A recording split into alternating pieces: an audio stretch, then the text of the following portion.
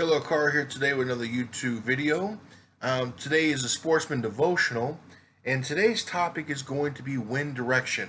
Wind direction.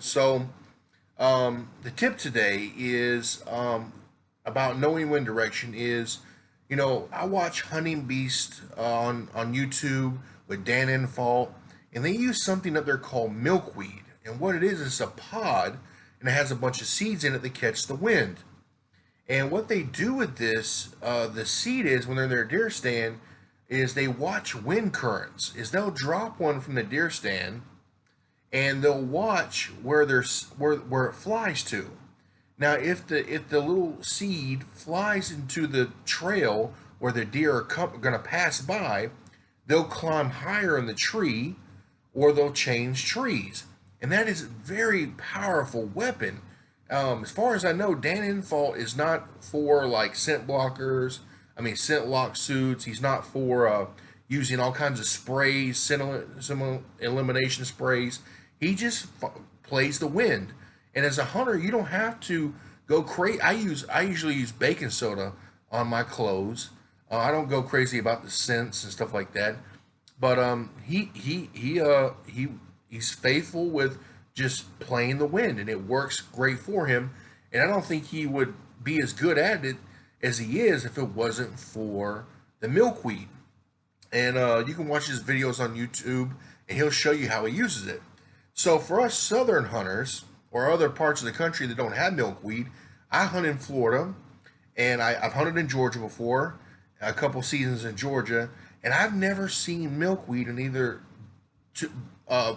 state, Georgia or Florida. Now, if we do have milkweed in these states, let me know. Leave it in the comments below, and because I want to get some. I want to like plant it in my yard and grow it myself. But anyway, what I have found is the next best thing to milkweed, and that is cotton balls. Cotton balls or cotton pads.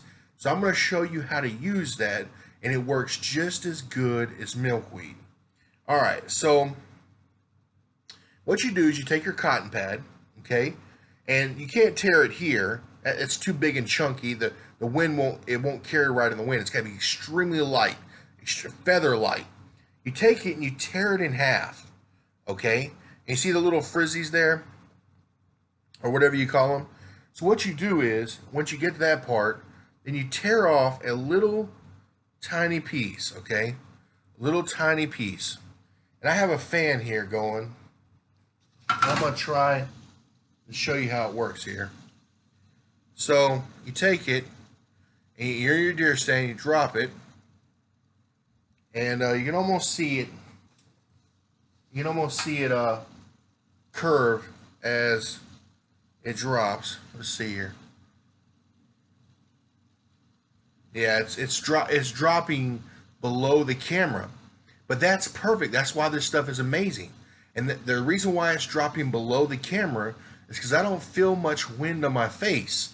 I feel it on my arm and my shoulder and stuff. So that's where I feel it at. So basically, I can feel a little bit here, and that's where it starts curving. Starts curving there. But the majority of it is below the camera. That's where the wind current is really going. And so this is a way we can use milkweed or something, a synthetic milkweed in the southern states or Midwest, wherever it doesn't grow. All right, so the scripture topic today is found in Ecclesiastes 10:10. All right, and what we're talking about today is it's a wisdom that I've shared with you today that it will help you be more successful as a deer hunter or a hog hunter, because hogs can't really see, but they can smell very well. A hog hunter or something like that, or elk or whatever, something that will help you be more successful. And I love the way God speaks. God speaks in a different way than really we do as humans. And the way He puts sentences together, He uses. There's poems in the Bible. There's parables in the Bible. He uses different forms of speech to convey His message. And so basically, what I did is I gave you wisdom to help you be more successful. And listen to the way God puts His words together in Ecclesiastes to convey the very same message. It says, if the axe is dull and its edge unsharpened, more strength is needed, but skill will bring success. That was the NIV. The New Living Translation says, using a dull axe requires great strength, so sharpen the blade. That's the value of wisdom. It helps you succeed. All right, and so the Bible is a book of wisdom. It is a book that will help us succeed in life. The Lord doesn't promise us riches. He doesn't promise us health in every area of our life, but He promises forgiveness of sins. He promises a blessed life, and He promises to never leave us nor forsake us. All right, and so just an example from childhood. We've all made mistakes in our childhood. As children, we don't think clearly. We're not looking to the future. We're not thinking of how this is going to affect me in 10 years. And luckily, I didn't do something so badly as a child that I ended up, in prison or jail for long periods of time or anything like that. But because I didn't follow the wisdom of God as a child, I hurt myself. And even 25, close to 20 years later, 25, 30 years later, there's things I did in my childhood that come back in my mind as an adult. I'm like, man, I'd be so much further if I wouldn't have done that. Or like, man, that was so dumb. Or, wow, I really embarrassed myself and embarrassed my family. And I really look like an idiot when I did that. And those things creep up every now and then. And I know Satan uses that against us. I know he does.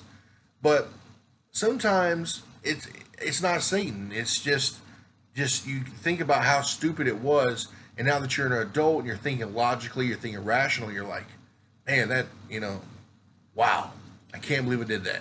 But anyway, the point is that if I would have followed God's wisdom as a child, then I would not be having these regrets today. So the wisdom of God, the Bible, will not always make you successful, but it is the best way to live in life. It is the best way to live, okay?